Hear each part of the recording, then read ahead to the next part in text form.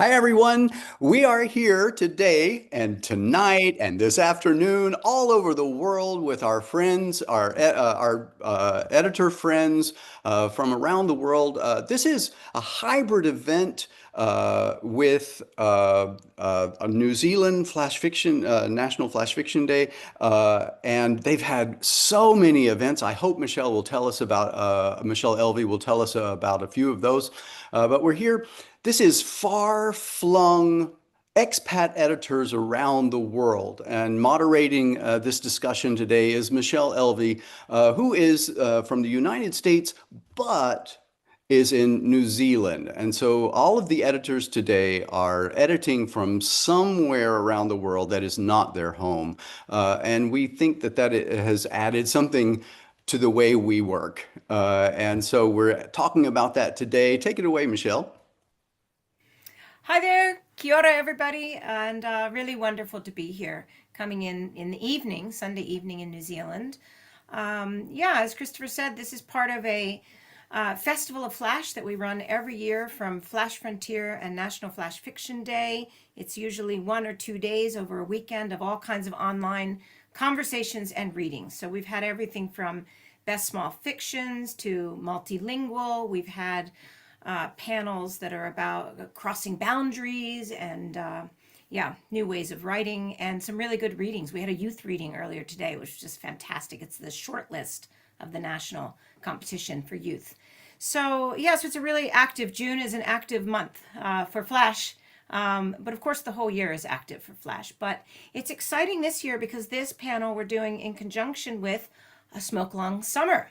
So we have this wonderful collaborative space that Chris and I sort of cooked up, saying, "Well, let's do them at the same time."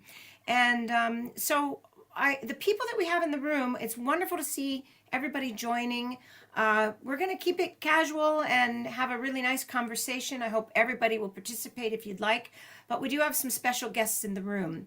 So I will just briefly mention who they are, and then I'm going to ask each of you to introduce yourselves, of course. I'm not going to read a long bio because nobody needs that.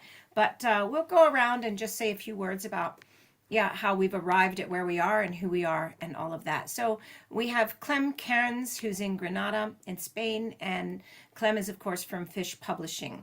I think everybody here will know the people in the room. Christopher Allen, of course, who's in Germany, Smoke Along Quarterly editor. Laura Keenan, who's over in Western Australia for Night Parrot Press.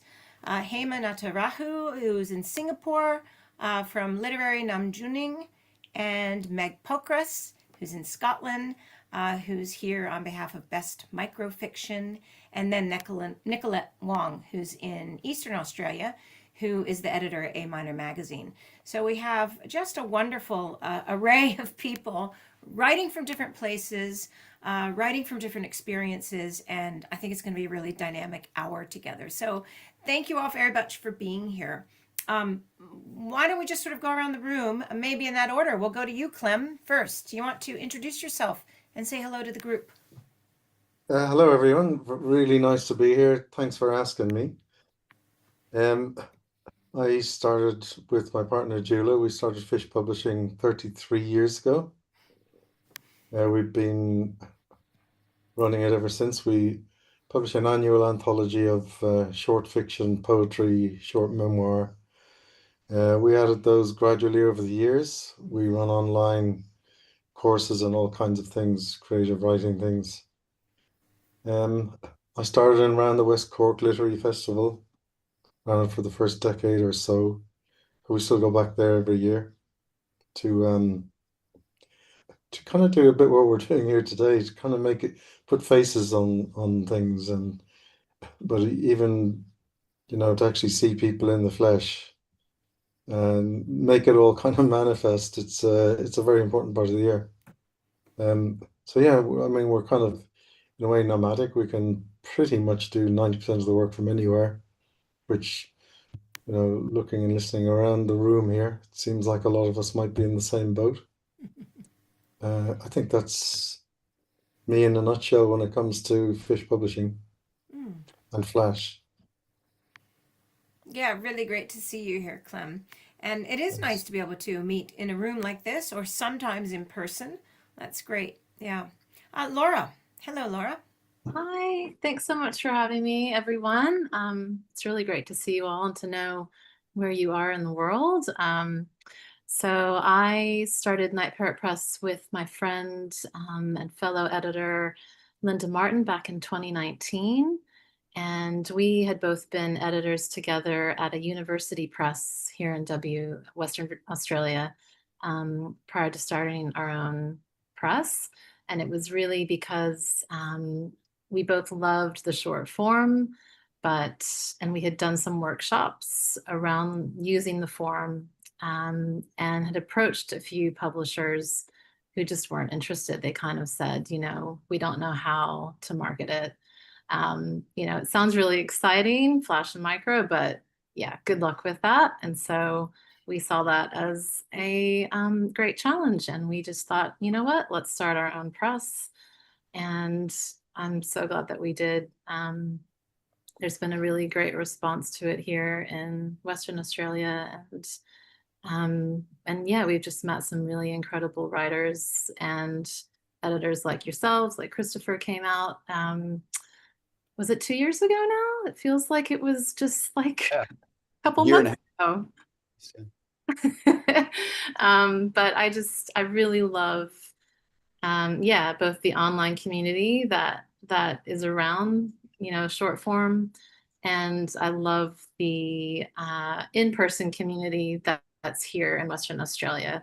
I think, because Perth it's known as like the most isolated city in the world, which we're closer to Bali than we are to Adelaide, South Australia. So I think for a lot of us living here, we feel like, yeah, we kind of are left out of some things sometimes, and that we're really almost cut off from, some publishing aspects that are in other parts of Australia. But yeah, there's a really great community vibe here when it comes to writing, and especially Flash. There's some really great Flash writers that are writing here, and it's really exciting. So I love being a part of this, and to hear what's going on in other places in the world. I love that we're going sort of right around the world with everybody's locations as well. That's pretty neat. That brings us to Singapore and Hema. Hello. Hi, everybody. Michelle, Chris, thanks for having me. My name is Hema Natraju, and I am a writer, I'm a mom, and I'm a polyglot. I speak 7 languages. This is Wow. thanks to, I mean, we've moved about a lot, my family, since I was a kid. My dad works in the army, so we moved about quite a bit in India also, within India. And then later I moved to the UK for work, uh, to the US after that for almost about 12 years. And now we've been in Singapore for almost 8 years now. So it's been a long journey back to Asia. Um, I'm one of the submissions editors at Smoke Long Quarterly. It's a great experience reading the queue. And I also run Literary Namjooning, which is a relatively new magazine. We've only published 2 issues so far. We started in 2024. We've published 2 issues so far, and our theme is self-care. It's a little vibey, so we like nature, we like arts. It's very hard to describe what we like, but we try. We're open for submissions right now until July 3rd. So yeah, if you have fiction or nonfiction, 500 words or fewer, please send it our way. Yeah, what else? Yeah, that's about it. Thank you. Thanks for having me again. I love the word namjooning. Can you tell us about it? Yes. Namjooning is actually a made-up word. Mhm. It takes after, I follow K-pop, quite a lot of K-pop, and BTS is my favorite band, and the leader of the band is Kim Namjoon.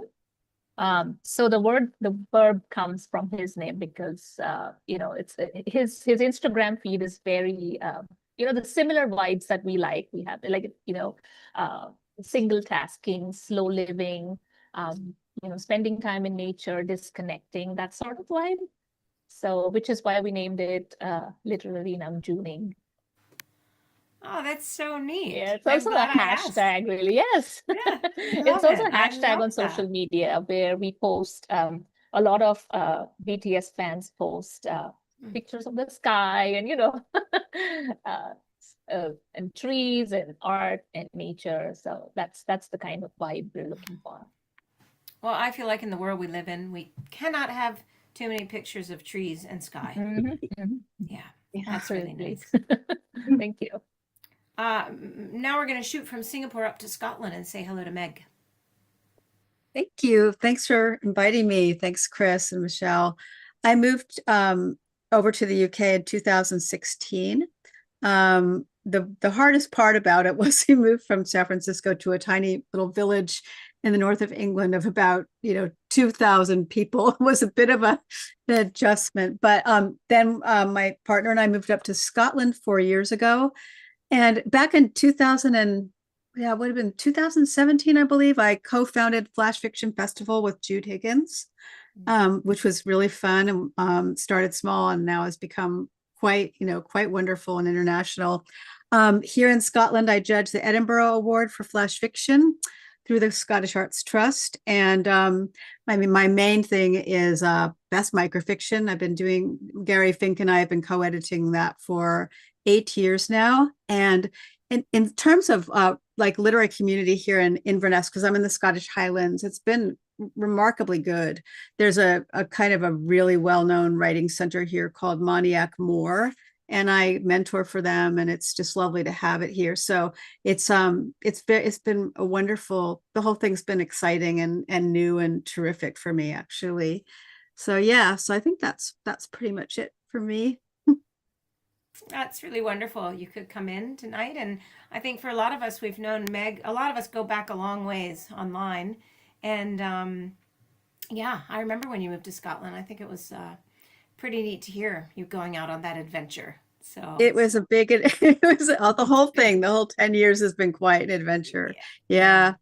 Thanks, yeah, Michelle. pretty neat, pretty neat. Yeah. Chris, that brings us to you. I sort of, oh no, that brings us to Nicolette next. Excuse me. Don't want to miss Nicolette. Oh, that's cool. Yeah. So I'm Nicolette. I'm from Hong Kong. I also have the same story of moving from a cosmopolitan, highly convenient city to a village with 2,000 residents. So it's really quite a shock. Actually, before I moved here for real last year, I was already living between Australia and Hong Kong for a few years, like traveling. And during that time, I was the writer in residence at a university in Hong Kong, and we published a few collections of Hong Kong writing in English.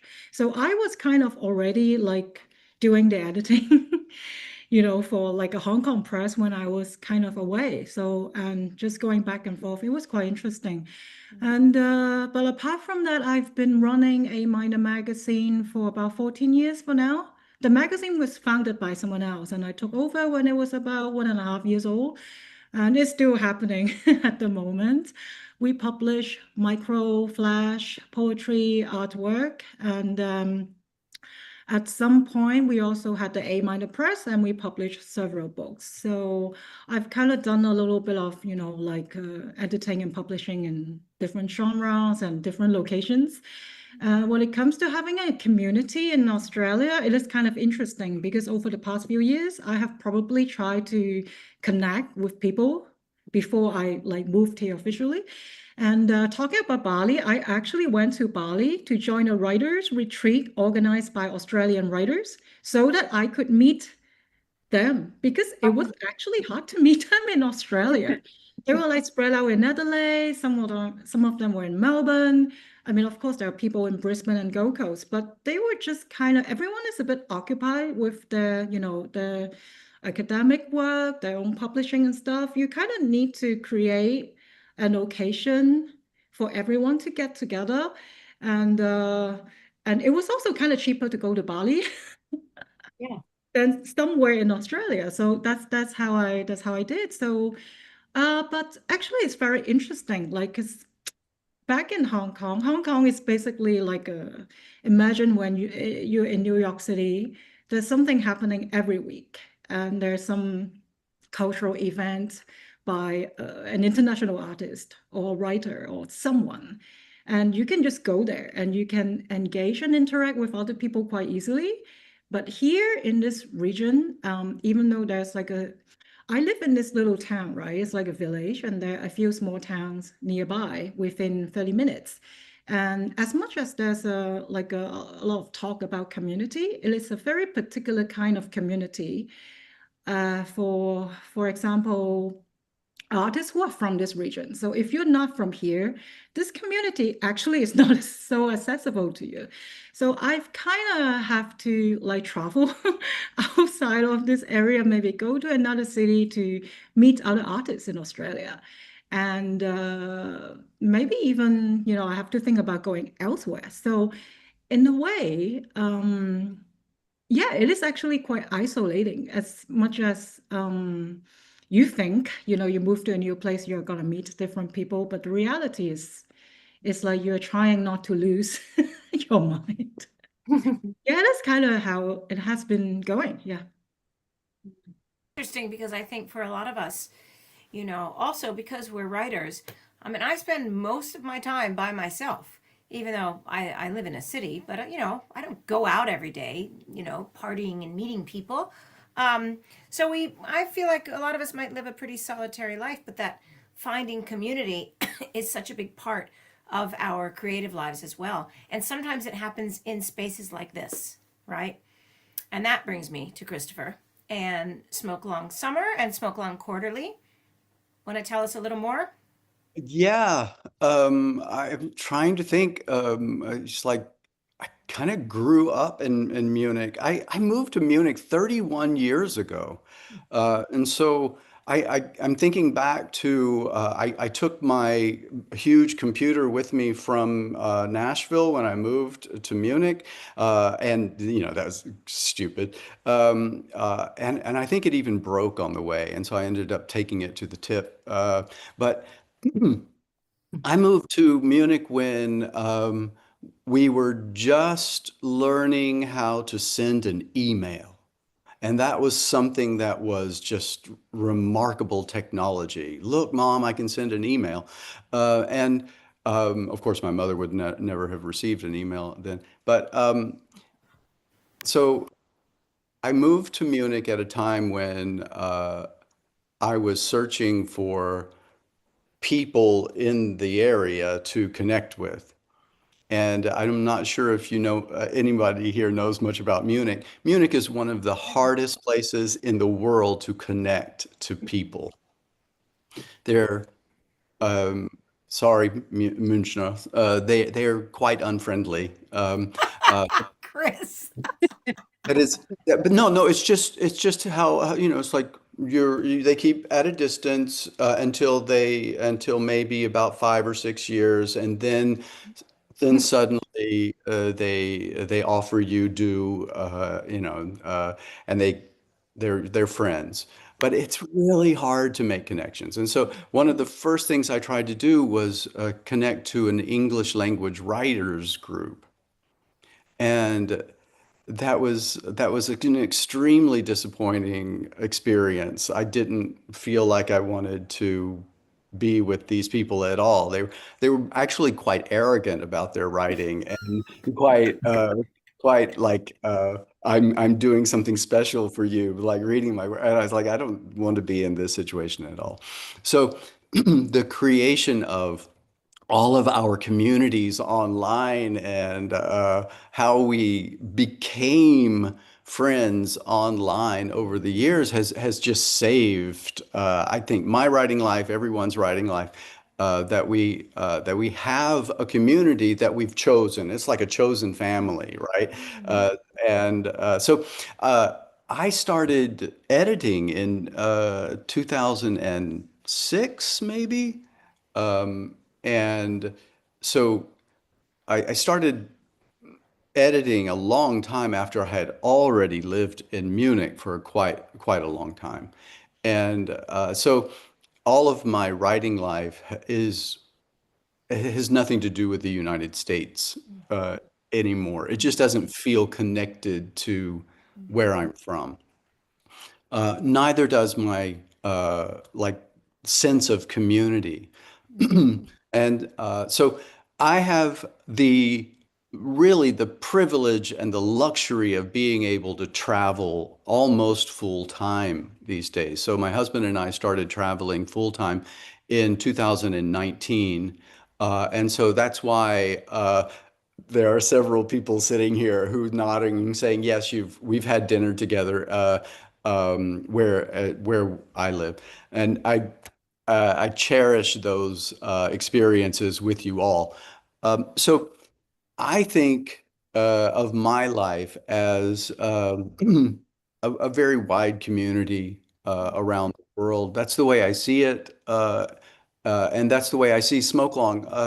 I was doing 1099 forms for our editors, driving over roads in Bali. So we've mentioned Bali several times. I think that's a connective tissue here today, Bali. But I filed all of the 1099 forms in the car in Bali. And Matthias, my husband, was saying, "But look at that rice paddy, look at that rice paddy." And I was like, "Yeah, yeah, yeah, yeah, I've seen a rice paddy." So I just have a feeling of a very, very close community, no matter where we are. Hmm. Oh, that's really nice. I love that now I have, and maybe with all of you, we have a new image of Chris. Who would ever think that Chris is the grumpy one? Definitely Over am the. there in Munich, those Münchners, they're all just really hard to talk to. Hey, no, no, no, no. I have become a Münchner. That's even I'm funnier. really hard to talk to. Yeah, I'm yeah. not going to be your friend. No. Well, it's really interesting hearing everybody talking about, we live in, the title of this is Far-Flung. We all live in sort of at least far-flung from where we started. Um, I was born in North Carolina, grew up in Maryland on the east coast of the US, and lived through my 20s and into my 30s in Germany. So that was before Chris, back in the 80s, before the wall came down, and then during the wall coming down. So that was really intense, and that informed my decision I then became a historian. So I did that for a little while. And then I went off on my sailboat because that seemed like the right thing to do at the time. And so we traveled. My husband and I traveled for about 20 years, raised our kids on the sailboat, and that's what brought us to New Zealand. So we sort of kept getting further and further away from where we had both started. He was Canadian and German. Um, but as you're moving like that, and this is what I hear from a lot of you, that you it's like you sort of gather people as you go. Not that we're trying to gather people, but we all find each other, and I think that happens when you're traveling. You find the people where you have common ground. And I think that happens with literary people as well, or with arts people of any kind of creative arts. Um, I'm really lucky now because I live in Dunedin, which is New Zealand's UNESCO City of Literature. So we get incredible support for projects just in terms of if we ever want to do really neat collaborations, they usually say yes and try to support us in some ways. So I work a lot with them and, invent my own projects, including, well, I've worked for Best Small Fictions for 10 years. I think I'm the one person who's been there since the beginning. The editors have changed a few times, but I've been there, and it's a fantastic series, as you all know. And here in New Zealand, Flash Frontier, and also at the Bay, Ite Kokoru, which we founded in 2023 on the 100th anniversary of Catherine Mansfield's death. And At the Bay is one of Catherine Mansfield's big stories, big famous stories. So we called it At the Bay, but then we gave it the Maori name as well to kind of make it forward looking. So we try to do a lot of really innovative hybrid work. And I think that hybrid space is also where we find people, because I think none of us, I'm gathering this group and probably everyone in the room, nobody wants to be boxed in. We're all kind of always looking at those boundaries and pushing on them, literally in travels and in exploring, but also I think in the way we're using our creative spaces and finding new creative spaces. So I think my question, after we've all said hello now, we've gotten to know a little bit about each of you here in the panel, is just to ask how it is, where is that intersection for you, where you carry where you come from while also moving into new spaces, all the time, whether it's literal or metaphorical or literary and arts. How do you carry what's with you, which holds these deep histories? And I think we all hold them, while at the same time always looking for something new, finding new things, which I think keeps the creativity fresh as well. How does that work for each of you? I'm really curious about that because I think everybody will have really interesting answers and ideas around that. Clem, you're nodding. Yeah, you just struck a chord right there because what 40 something years ago when I went to live in West Cork, which at the time was a lot more isolated than it is today. And I was writing and thought, well, between one thing and another, I started, because it was really difficult to get published at the time as a new writer in Ireland, let alone in West Cork, decided to start publishing writers myself in Ireland. And a couple of years later, the internet sort of occurred and we sort of went global with it. And the idea there was to bring the writing of the world to West Cork, essentially. I mean, not only to Ireland, but particularly to our little rain-sodden peninsula down there. And then to bring whatever we had to offer from Ireland to the rest of the world by publishing the Fish Anthology.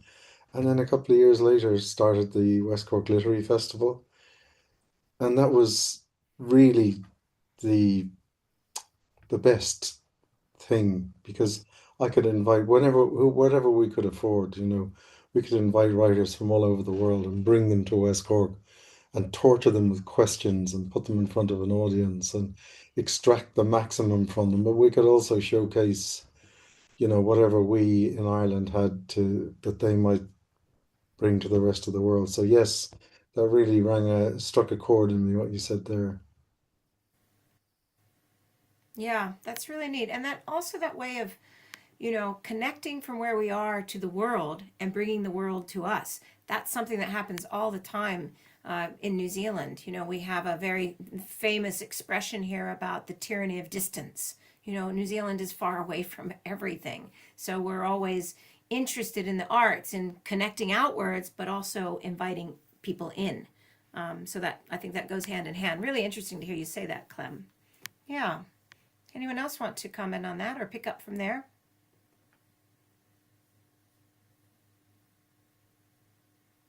Yeah, I will pick up from there. Actually, as someone from Hong Kong, I think I kind of like when you ask that question to a writer or an artist from Hong Kong, like what do you carry with you and how does it shape your creative output? The answer to this question for us actually comes with a little bit of baggage because, like what Chris was saying, like when you in Hong Kong, any kind of writers group is non-mainstream, but the group of writers who write in English is still a smaller group compared to the group of Chinese writers, right? So the so-called group of English writers in Hong Kong is considered to be a little bit on the fringe, like not terribly so, but a little bit. So some of us would maybe have that mental baggage of, oh, I'm doing something so special. They actually kind of have that attitude and they kind of carry that even when they interact with one another. And then some other of us maybe feel like we are actually a little bit on the fringe. So we should do something to establish this thing that is called Hong Kong writing in English. Okay. And actually, it is a thing that kind of underlines a lot of what we do and how we approach. For example, like academic programs, creative projects, our pursuits of funding, even the way, basically the way we approach everything.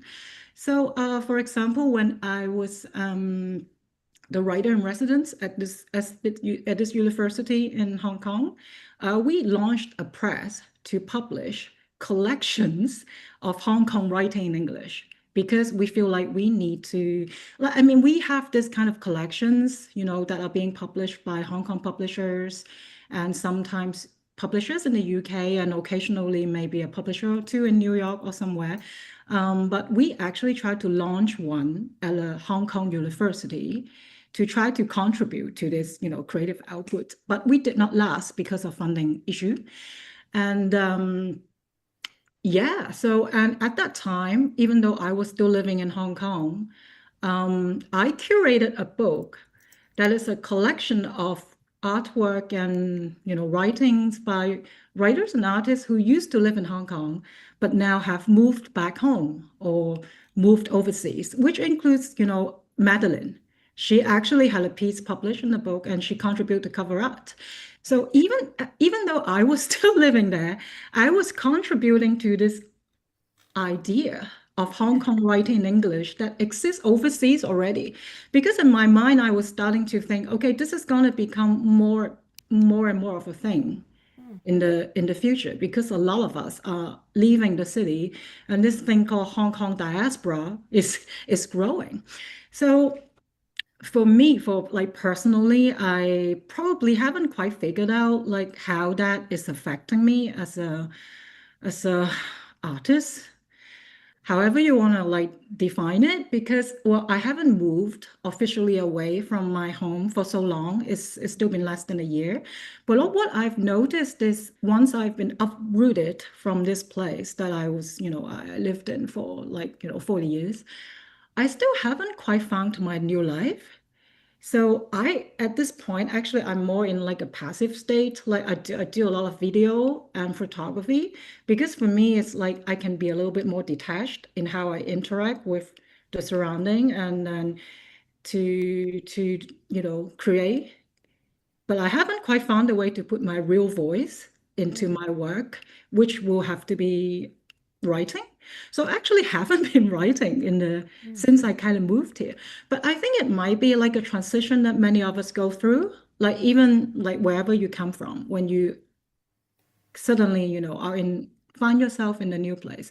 But this idea of how much you carry and how you know, present what you have always known and what you have always carried to someone else, it can get so complicated.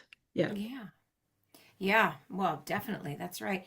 I know that several of us in the room are interesting. All of the people who were originally born in the US who are on the panel don't live there anymore, probably each for our individual reasons. I mean, I left the US more or less when I was 19, and I had a brief period for a couple years when I was back there teaching, and then I was gone again. And I never really wanted to live there. Not sure why, even as a young person, I was always going somewhere else. Maybe that's just that kind of young idea of wanting to travel. But yeah, fitting somewhere else or finding your way somewhere else. But the reason I say that is because I still carry it with me. And I find that, the longer I'm away, the more I go back in my mind or my heart. I carry it in my body, the places I grew up, the places that are important to me. For me, I write a lot about the sea and weather. So all of the waterways that are my childhood are really important to me, and they come out in my creative practice. But so that might connect with Chris, Meg, Laura. I don't know. I think it's really interesting that we have four Americans in the room who don't live there anymore. I don't know if you have things And to add. now it's even stranger because of the radical weird Yeah. change. I don't want to get political here, but it's like I just feel really lucky to not be there. And I feel like I have sort of a different perspective now looking at it, from 10 years abroad. And I mean, for me, it's sort of like living here has allowed me to be incredibly nostalgic about my early years. And I'm not even early. I lived in America, through my 40s and up until I was in my mid 50s. So it's really, I think I'm always writing about my America, but I don't think my America is the America that it is now. So I kind of feel like I've taken with me my childhood and my good years there, and I find myself not writing about living in Scotland for some reason. Like I have so much material in my mind in my heart about my years in America, and it's just allowed me to really use that material because I'm not there. It's really been interesting, but sometimes I worry like, why am I not writing about Scotland? And when I do write about Scotland, it's a magical realism sort of. I wrote a book about Nessie, the Loch Ness monster, because I'm here in Inverness, and that's all magical realism. But in terms of the more realistic pieces, I'm always writing about my America, if that makes sense. Yeah. So interesting, Meg. I'm finding a very similar experience for myself as well. Yeah, there's so much, there's like amazing bird life here in Australia. Like you look out your window and there's these parrots that are literally just in the park, and they're, these amazing colors, and there's the kangaroos and all these things. But yeah, when I actually am writing myself, I'm writing about experiences back in the US. And yeah, I definitely feel that sense of yeah, the landscapes and the culture that I knew growing up is, yeah, it's a different world than it is now.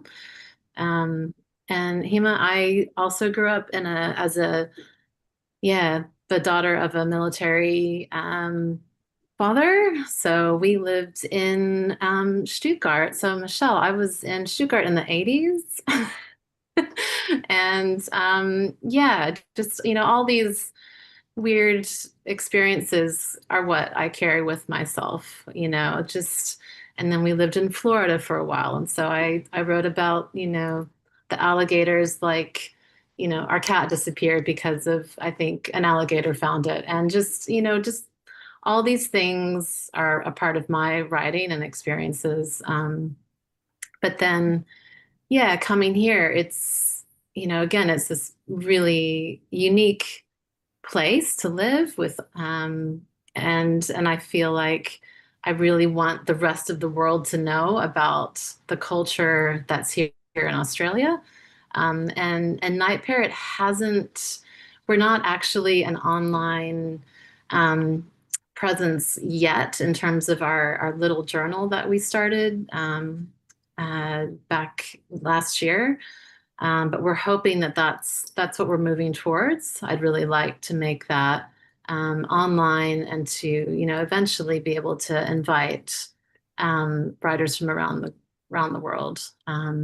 But yeah, funding wise, we've just sort of sought, local state government funding for our projects. But I get really excited when our authors are recognized by the global community and get to, learn about this amazing little pocket of the world. So,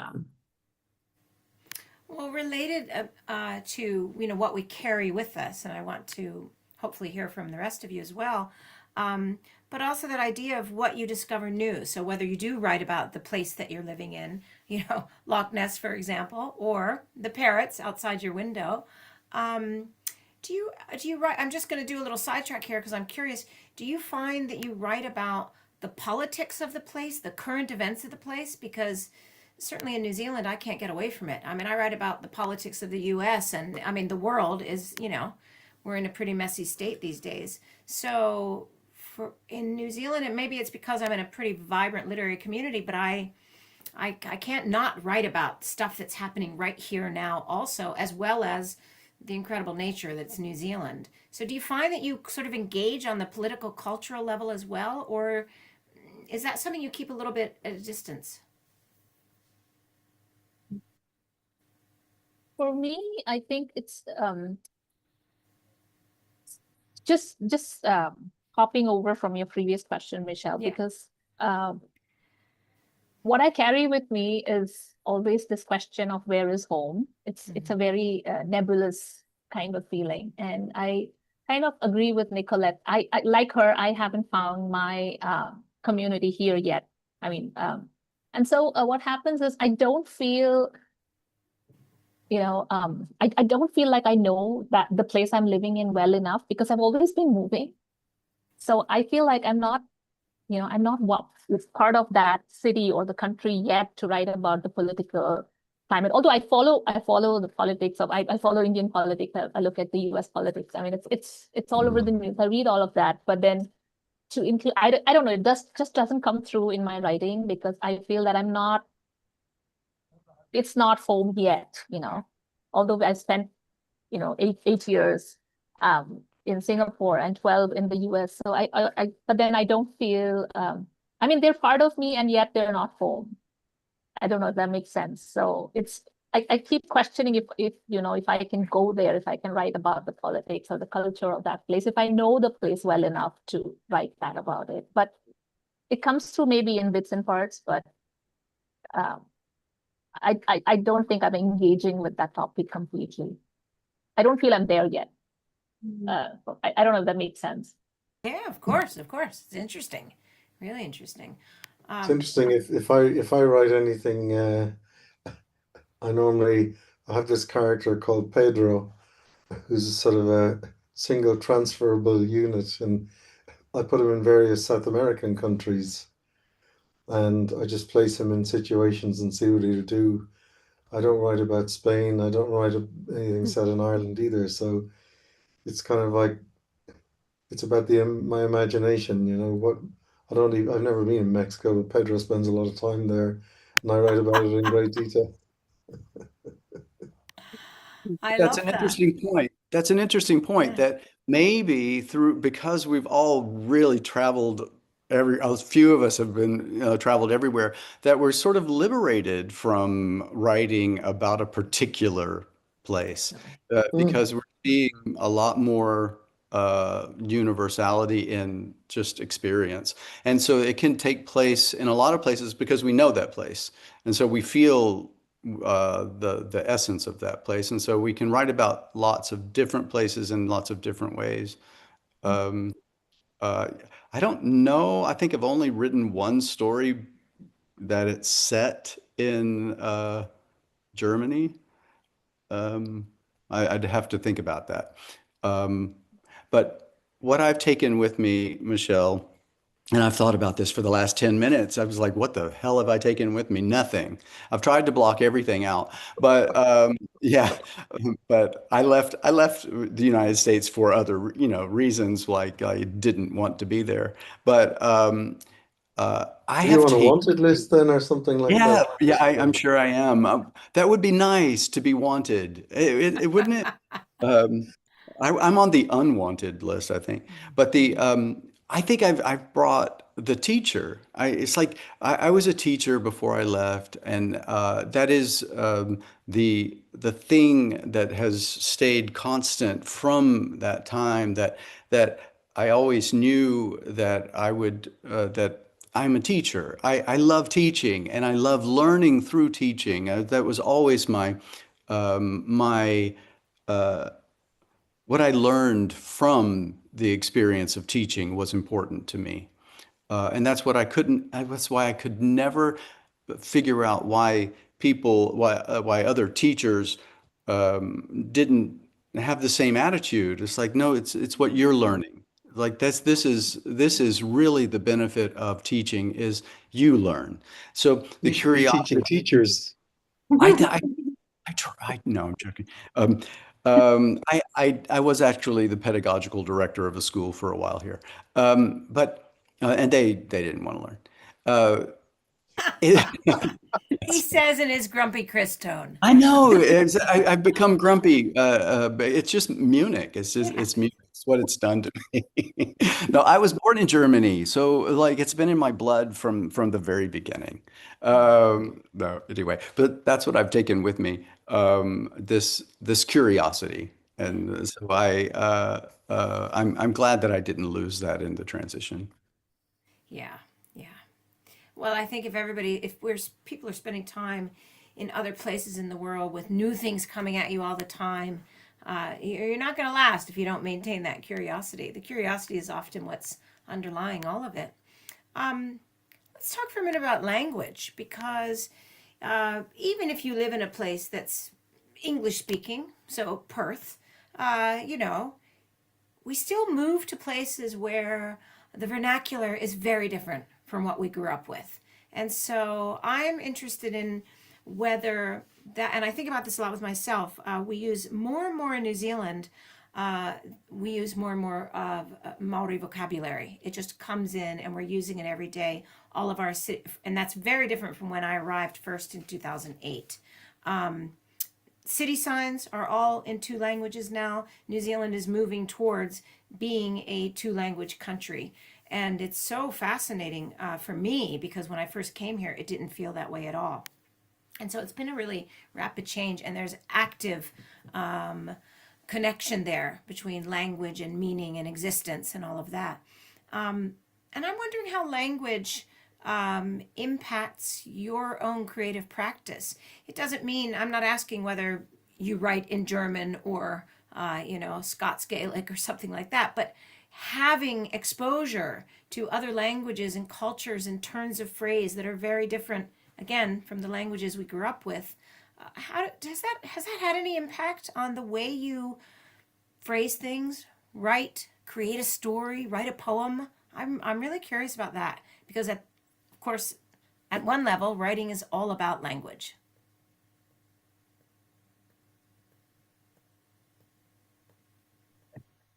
Yes. Go on. Okay. Um, Don't tell me J- you put your verbs at the end.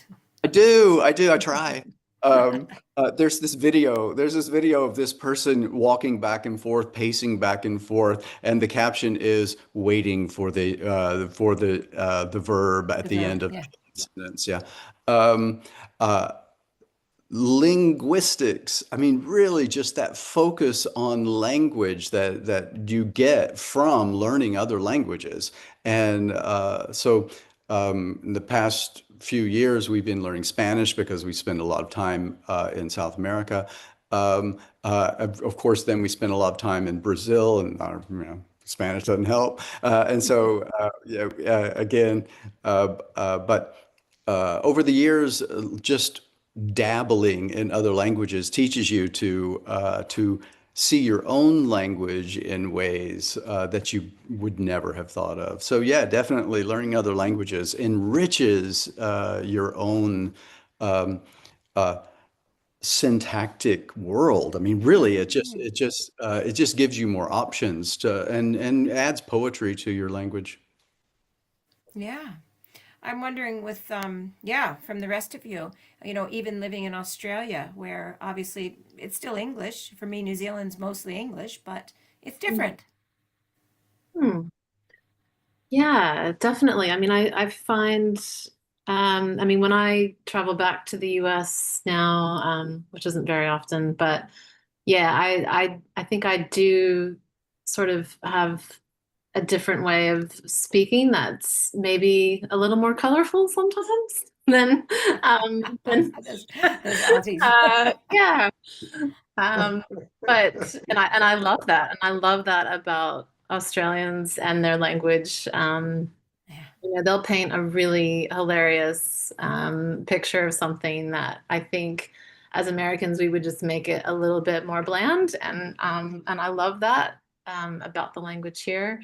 But then also just thinking about the really beautiful and strong heritage of Indigenous um, culture here in Australia. So where we live, it's the Noongar culture, and um, and just thinking, today it's really rainy outside and quite gloomy, but there's still a lot happening and amazing, birds that are outside that I can see. But they have 6 seasons that they celebrate in the Noongar culture, and I love, what I've learning about those seasons and through their culture has been, I think, really enriching in how I think That's about. fascinating. Six Yeah, seasons. It never occurred to me that there was any more than four. I Is, know. And is there yeah, 6 seasons anywhere else in the world, or is it just I where don't you are? know. That's amazing. It's really, really cool. And Oh, it's, I'll look yeah, into this so one. it's, gradations of spring and summer and yeah, this is So, I more. mean, in Ireland, we only have one, it's always just, Wet. That's right. The wet We season. have 0 seasons in Singapore. It's yeah. always humid. Yeah, Yeah. but yeah, I guess. In Germany, they say, wir haben 6 Monate Winter und 6 Monate, die nicht Sommer sind. Yeah. So Yeah. we have 6 months of winter and 6 months of not summer. So they The do have a Germans are sense of funny. humor. Big Yeah, time. the Germans are funny. They're funny. That's right. Yeah. Mm-hmm. Um, Mm-hmm. but yeah, no, I just yeah, I think it's looking at sort of those nuances in the world around you that Mm-hmm. come from the cultures that you learn about where you're living, Mm-hmm. are really, very enriching and quite beautiful. Well, just continuing on that, in Singapore we have it's more of an accent than a different language. I mean, there's official languages wise we have Mandarin and Malay and Tamil, which also happens to be my mother tongue. Um, I'm pretty sure I'm missing one or two, but anyway, most people in Singapore speak an accent. It's called Singlish, where we attach a la to at the end of every sentence, and it just sounds it's a mixture of these languages, you know. So there's a little bit of Tamil, there's a little bit of Malay, and there's a little bit of I'm sorry, Hema, did Mandarin. you say you touch a laugh at the end? A la, you know, it's like Oh, a yes laugh. la, no la, L.A. yes la. Oh, sorry. Okay, yeah. That's yes. So it's very interesting because when I was new here, I did not understand what they were saying because it's so fast the way they speak it. And and accents come and go, right? When you're traveling, at least for me, I don't know. It's initially I had an Indian accent and then it turned, you know, I learned to roll my R's when I was in the US, and now in Singapore, I'm trying to, you know, I speak like that. Yes, ah, no, ah, you know, so there's those little nuances that are so interesting. I'm trying to take conversational Mandarin because the hawker centers or the local markets that I go to, the vendors, many of the vendors don't speak a lot of English. So to get through to them, I need to have some conversational Mandarin. So, and Mandarin is so hard to learn as an adult.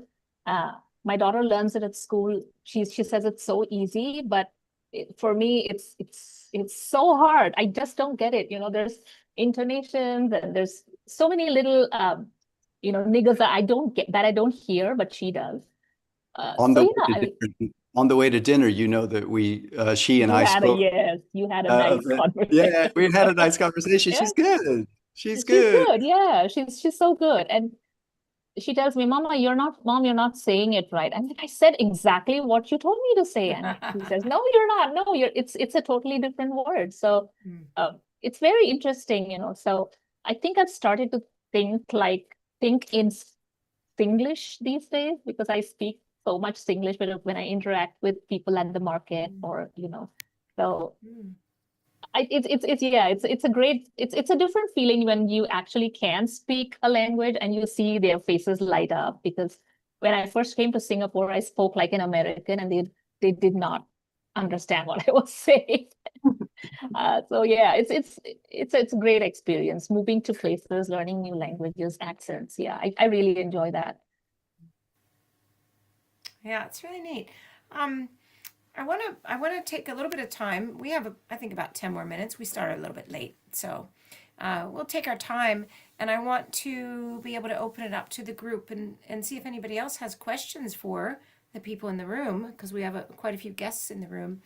But first, I'd ask one more question of you all, because we said we wanted to talk a little bit about community, and everybody has touched on that already in your introductions and the way we're talking. But I think as I'm hearing you talk, I'm actually wondering if community is something that obviously it sort of happens organically. So where does that line for you work with, do you create community? Do you seek community? Or does community just happen? What's that relationship between the kind of organic happening and the active pursuit of community for you? I have a bit of an answer if you like. I tend to create them. There's no point in waiting around, particularly if you're in a sparsely populated place like La Alpujarra in Spain or West Cork in Ireland. I tend to form groups, you know, writing group, reading group, group doing mountain walking or sport of some kind. I find it's just the easiest and quickest way, and then like-minded people, you know, will come and congregate, and it's pretty straightforward, you know. I mean, I'm not bad at, I'm Irish. I'm not bad at going to the bar and getting a bunch of bowsies to have a drink with as well. And I love all that. But yeah, So you're the build it and they will come type, Clem. yeah, Yeah. works so far. Why not? That's right. That's right. Yeah. Yeah. Anyone else? More of a passive, look at least when I'm new in a certain place, I will look for community. So when we moved to Singapore, I joined a Singapore writers group where I met a few of some writers who've become like good friends now. And honestly, I mean, Chris has helped me a lot find the Flash community in Singapore because we've done two sessions, is it, Chris? For Two Smoke and a Long on half. the Road. Well, you were actually there for the first one I was, long yes. time ago in 2018 or 2019. Remember, you were there as a That's guest. right. Yeah. Yes, yes, So we yes. did actually That's the one we three. did with Shasta, right? Yeah, yeah. Yes. So yeah, three. Chris has done three sessions of Smoke Long on the Road, and I've gotten in touch with, there isn't a big Flash community in Singapore yet, or maybe I don't know them. But yeah, I've been getting in touch with a lot of writers I know and spreading the word that, hey, there's this reading that we're doing in Singapore. Why don't you come over just to listen or read your own work? So Chris has helped quite a lot for me to create the Flash community here. And thanks to Literary Namjooning, I've also kind of reached out via Telegram, which is one of the preferred chat groups in Singapore. So I spread the word through that, and then we've had a few submissions from Singapore, which is great. Nice. I'll just say from the books that we've published, we started off doing anthologies each year, and they kind of got bigger each year. And so our last one we did 100 micro memoirs, and we just found that when we were working with that many writers, and then we would have a big launch of the book, it was this really beautiful thing that would happen at the launch, where all the writers would go around and have each other sign their stories in the book, and kind of get to know each other if they didn't already know each other. And yeah, and I think, Clem, I also kind of that idea of just make it happen, right? If something doesn't exist, let's just try to get it going. And so my co-publisher and I we wanted to have workshops in kind of cool, fun places, not just libraries and sort of, dull places. And we thought, let's go to bars and have workshops. And we started something called Flash and Chips, where we would go to this, actually, it was a Scottish Good. themed bar. And they had the best hot chips. And people could get a pint if they wanted, or they could just have whatever. And part of the ticket price was a bowl of chips, of hot chips. And we would just give a few prompts and write to them.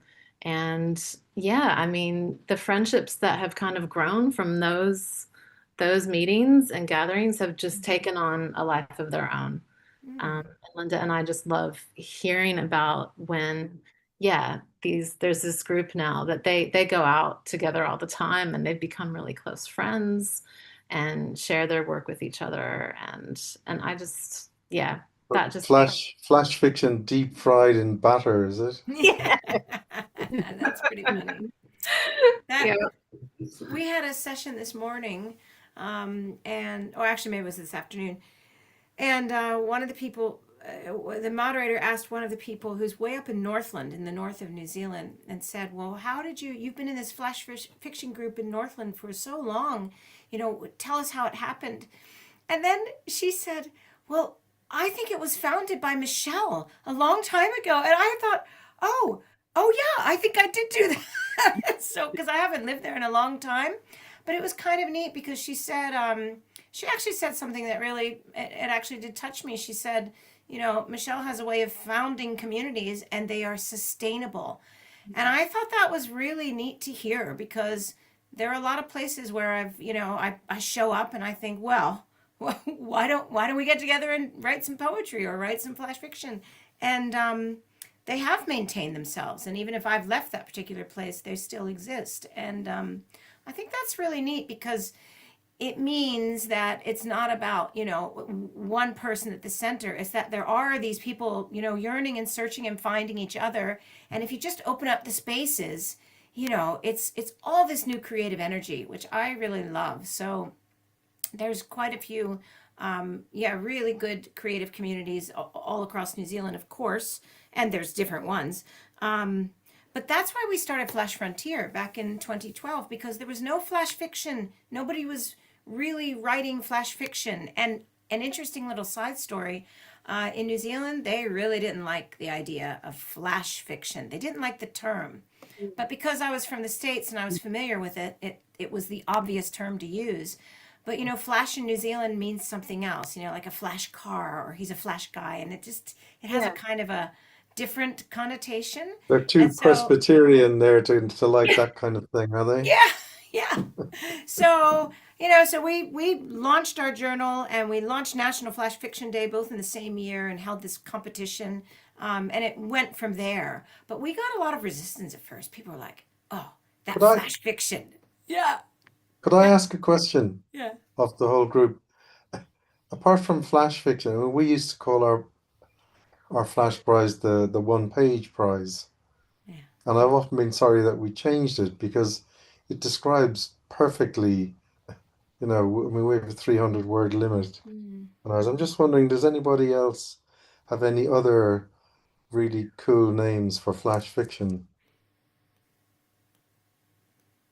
Smoke long. I knew Chris was going to say I'm just smoke. joking. I'm joking. I'm joking. I'm joking. I'm joking. But of course, it was in the running, but of Yeah. course we lost. Mhm. There's Palm. What is it? Palm Palm of the story. hand. Palm of the hand. Yeah. Yeah. Bit Short wordy story. though, isn't it? Yeah. Hmm? We've been through this a million times. We've tried to think, oh God, what could we call it? Because everyone hates the word flash. Right.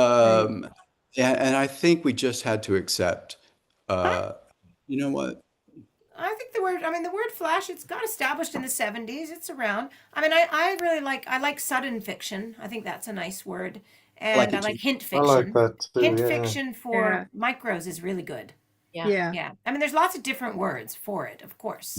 Mhm. What about for you, Meg, with micros in particular? That's much smaller, compressed form. Are there other words you all use when you and Gary are sitting around chatting? What's the word Well, limit on the there's micro, Meg? well, as far as best microfiction is concerned, it's 400 words or less. We wanted to, but we just made that up because Yeah. we just feel like, I don't know, the really short flashes essentially. But yeah, I don't know. The word flash is yeah, I think it sometimes it gives the form a bad rap just because the word flash has so many connotations. But okay, I just have to say, so as a microfiction writer and a microfiction editor, I really hate the word drabble. And Me Yeah. do too. you, because oh my God, so what drabbles are what? Is it like 50 words or what? Who came up with that? And isn't there a dribble? And can we do anything about this? I mean, it's just the worst. It's like, oh, I write dribbles. Could you freaking imagine? Like, it's hard enough to say I write flash, but like I write Yeah. dribbles. It sounds like you're ill or I'm like, so got glad to hear you say that, Meg. I yeah, cannot bring myself to ever even say it. Mm-mm. I Mhm. can't either. And it's like the dribble drabble review, I mean, they're good. They're good, but who wants to be in it? Like, And does yeah. the editor and all of us when you read a bio where they talk about drabble, don't you just want to go, Yeah, but I know I'm going to be really unpopular for saying this because it's a great magazine. It's yeah, of just, course, of course. oh my God. Right. So I Yeah, don't know. drabble. Yeah, there's something strange about the word. That's true. Um, Sorry. I really, Micro Madness is 100 words. So that's an annual 100 word thing, which is quite tight. yeah. That's quite fun. But yeah, what about for the general group? There's more people in the room. Do you all have any questions or comments? You probably have lots of opinions yourselves. You're writing Flash every day right now in your Smoke Lawn Summer, aren't you? Yes, they are. Catherine. Hello, Catherine. Oh, we're meant to. Hi, it's so fun. I feel like I'm meeting some of my heroes. So thank you guys for spending some time with us. For me in the morning, I'm here in Spain. I had a question. We touched on it briefly, but about there's the adage to write what you know, and when you know is a more nomadic or more like foreigner in a foreign land kind of existence, then you're always looking at your character. My characters are always outsiders, and I'm working on pulling together a collection right now. And I got some notes from an editor who was like, everyone is an interloper, and like, why is that? And I was like, well, simply because that's how I know how to put them, that sense of I kind of belong but I don't really, or I've been here for a while, I speak the language but I'm not one of you. And I don't feel maybe like I can comment. I can write a lot of Spanish characters because I'm not Spanish. I can write the hell out of an American character in Spain or a German character in Spain or whatever, but I like don't feel like I can take on that persona. So I wanted to ask, when you think about your work like as a body of work, do you find that you also are kind of end up in that space of everyone's an outsider? And when thinking about things like a collection or thinking about just like what your calling card is that something that you lean into, or you try to like fill in the holes of what you may have not made yourself go right? Well, first of all, I think you and Clem ought to talk about Pedro, who I hear spends a lot of time in Mexico. Pedro. That is an He's interesting way sometimes in around it. You're Costa like, I'm Rica. simply Maybe Clem has an answer. I Good didn't quite question. get the question, to be honest. I was going to ask you to repeat it, and I thought, well, somebody else will answer it, and then I'll engineer back to the question. So would you mind asking it again? all of your characters, do you write more towards outsiders' points of view? They're always traveling, they're always from somewhere else. And if so, is that something you've accepted and lean into? Or is there a world where you try to force yourself to write? I don't know who said it, like, I never write Scottish stories, maybe it was Meg. Try to fill out the things you're not doing or that don't feel as comfortable. No, I tend to just put Pedro into human situations and see what happens to him. I have no idea what's going to happen when he gets in there, and he often really surprises me with what happens and the people he meets, the places he goes. He can be quite unpredictable, but it's his reaction to the world around him that's always changing that interests me. If I'm writing short, my starting point is always the idea, and then the characters come, and then that way they're a mixed bag. They're from all over the place, and with different circumstances that maybe impact who they are and their motivations and all of that. I don't think I ever really start with a character who's clear to me with a small fiction. Um, and I think that's related to writing poetry as well, that it starts with an idea that I want to explore and kind of I dig my way into that, and then characters start coming to me. But if I write longer short stories, and I'm working on a novel right now, then it's very much character driven, and where they live and where they're sort of grounded matters so much, because that interaction between their landscapes and their weather and their worlds means everything to them. So it's interesting. I find myself thinking even more deeply about characters when I'm in longer form writing. Yeah, that's an interesting question. It sort of relates maybe to that idea of where do you start when you're writing a micro or a flash fiction. Yeah. But Catherine, I would say I find it interesting that that your characters are outsiders, and I think that places them in an interesting position of observing, which is always I think, a really good place to start when it comes to micros and flash, because you are really honing in on those small details. But I guess maybe I would find I would be asking, yeah, I guess their voice, that the character's voice would have to be really, really, really clear and really distinct. And I'd want to know, yeah, why they are placed in a particular setting. And but yeah, it kind of sounds like maybe there's a collection there of yeah, these outsiders, and it sounds interesting. Mhm. I have Lovely. to Thank you say, guys.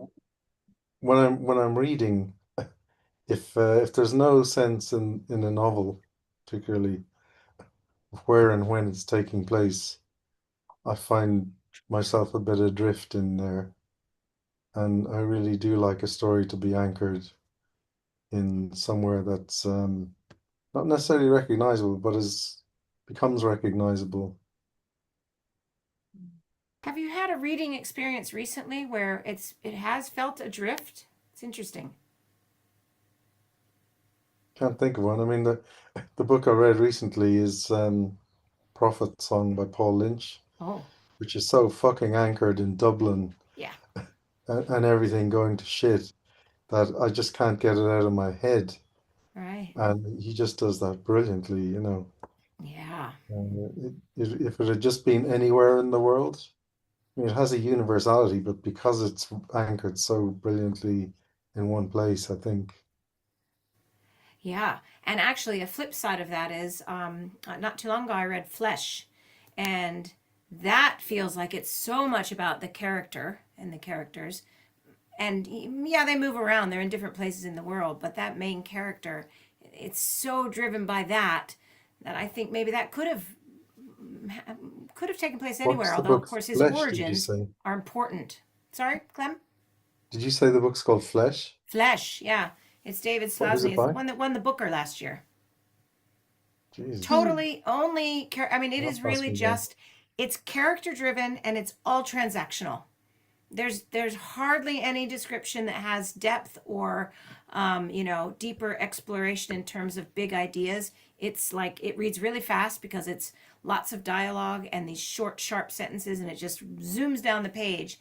And it's quite experimental in that way. I didn't go into it knowing what I would think. I didn't go into it thinking I would love it, but it actually has really stayed with me. I think it's pretty masterful in how he creates character depth, even though it's all transaction. The whole book is transaction.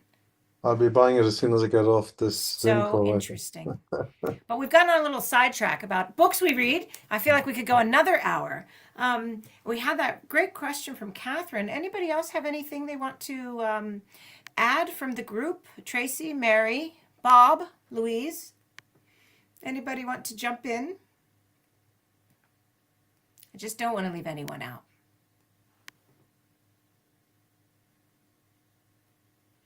Well, I feel like this is quite an amazing exploration of community here tonight. And I have noticed, sitting in this room together, a lot of us have overlapped over years, and really neat how we sort of come and go, or stay consistently in each other's lives.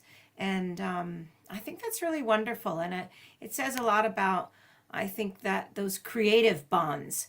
Maybe some of us don't even know each other that well personality wise. It's not like we spend our weekends together, but that creative energy that exists in a group like this and then the group that's extended, I think is quite extraordinary. And for me, because I am a bit of a loner in terms of spending a lot of time on my own, I live in New Zealand, which is far away from all of you.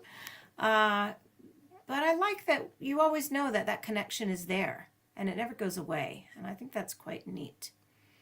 Anybody want to have some last comments about connectivity and what's happening next in terms of your next connections and future happenings in your own writing life, in your editing life, in your communities? Interesting. I had this probably isn't quite what you asked for, but my other passion in life is motorcycling. Mm. And I've been wondering for years how I could combine a kind of a world tour on my motorbike with a literary tour. And I just, I mean, I haven't come up with it yet. Um, but if anybody has any really cool suggestions there, I'm wide open. Oh, it's Oh, I like definitely worth it. Come to And tax deductible. what, Chris? What did you say? I said it's definitely worth it and tax deductible. Yeah. and you have a place to stay in Perth if you come. So I was going to say to all of you as well, if you're ever in Granada, there's a bed here for a night. I mean, we're not near the city, but yeah, it's yeah. I'm still waiting on you, Michelle. Oh, I'm coming. It's gonna happen. Yeah. And I'm trying to get Matthias to plan a trip to New Zealand. And so, but we'll need plenty of readings. So, Do it. Yep. yeah. That's a great idea. I'll be there. Can't You wait. might never leave that place. It's so beautiful. It's beautiful. I know. Oh my God. When people say, well, where's the most beautiful place you've been on earth? And I'm like, well, New Zealand, of course. We spent an amazing month there, maybe 10 years ago. So Hmm. yeah, incredible. Loved it. It's pretty amazing when your first view of New Zealand is coming in from the ocean. We came into it and we just couldn't believe it. And we weren't even planning on coming here that year. We were getting out of cyclone season, so we wanted to go to Australia, but New Zealand was closer, so we just turned and went to New Zealand and loved it so much that we applied for residency and got lucky and got Wow. it. Wow. Wow. So yeah, it is really neat. But you all live in extraordinary places. One last quick question, rapid fire around the room. Although I see Bob is in the room and I don't want to leave anybody out. Bob, do you have any questions? Ask the big hard ones. Not so much questions. I was just saying that my community right now is basically an online one that started working with a teacher in London a long time ago, and then he got me into a master's and blah blah blah blah blah. But now he's in Madrid, and he's got an online community that's been going on for, gosh, 5 or 6 years now. So every 3 times a year we meet for about 8 weeks, and right now we're working on creating zines and using art as part of our writing, and none of us are artists, so it's always nice to push some boundaries. But yeah, I would love to have a closer group like I had in London. I'm in Barcelona, so I mean, I could pop down to Valencia. I was just there last month. I would have come and said hi. But yeah, I think it's important, and I have more time on my hands as I recently retired, and I'm looking into seeing how I can start up something here or join something here. So if anybody has any suggestions or pushes, and as Chris said, just do it. So, or not Chris, I'm sorry, Clem, was it? Clem. Yeah. Clem, yeah, I'm Start a sorry. community. That's right. Yeah. That's really great to hear, Bob. Really interesting.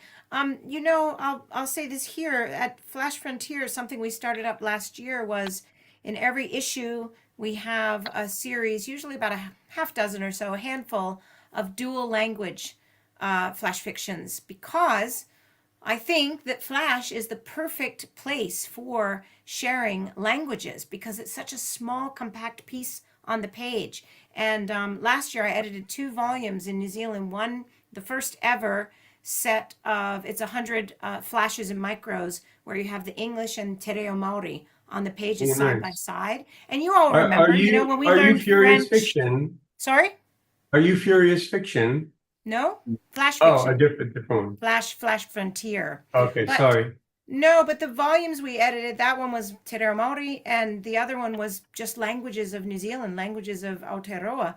And it's more than 40 languages just in New Zealand because it's a country of lots of immigrants and lots of Polynesian languages.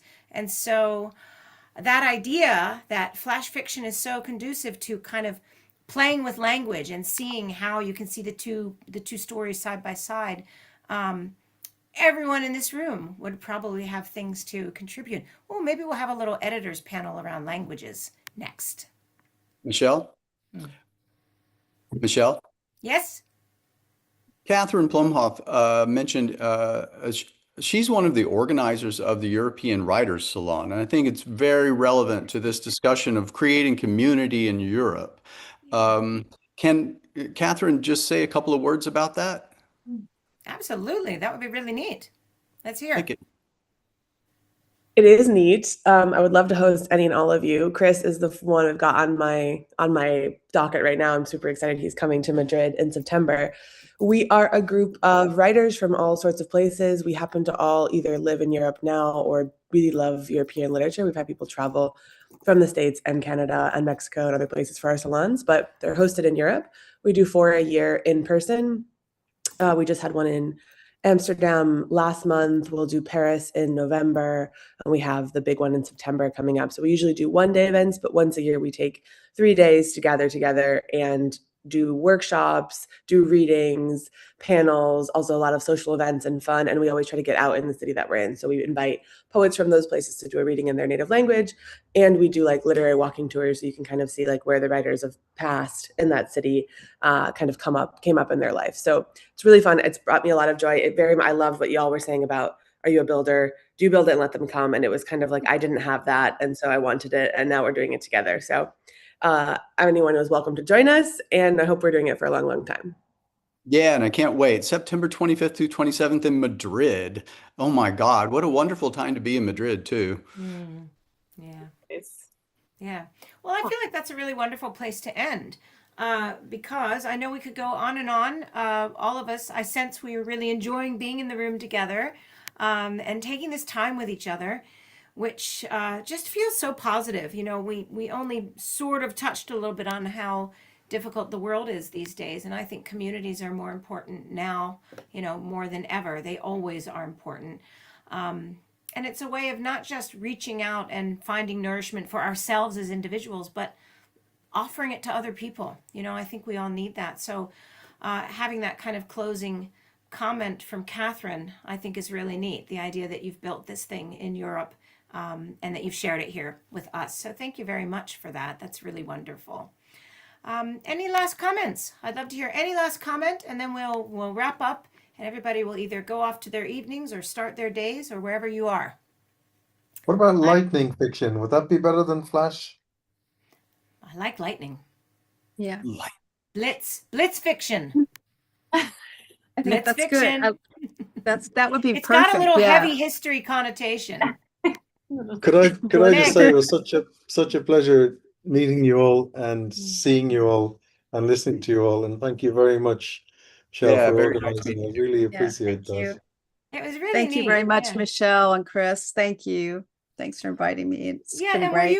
were you about to say anything else, Meg? I feel like you were about to lean in and say something. No, I no, I don't really have anything else to say. But it's been really wonderful hearing from all of you and talking about all this. It's really fascinating. Yeah. I loved seeing everybody, putting faces to names, seeing some of you again. So really wonderful. Thank you all very much for being here. And let's do it again. Hey, y'all I come agree to with that. I'd love to. You know, we're never here, and just tell us when you want to come and we'll give the keys to our neighbor. That's a And pretty good Singapore's offer. pretty close from Australia, so please, I mean, any of you ever visit, let me know. Yes. I can take you to some good street food. Oh, yes. Yeah, Very, very Chris has had good street food in Singapore, Fantastic. so I'll take you to the secret places. Great. All right. Well, good night, everybody. Thank you Thanks so very much. much. Kakite.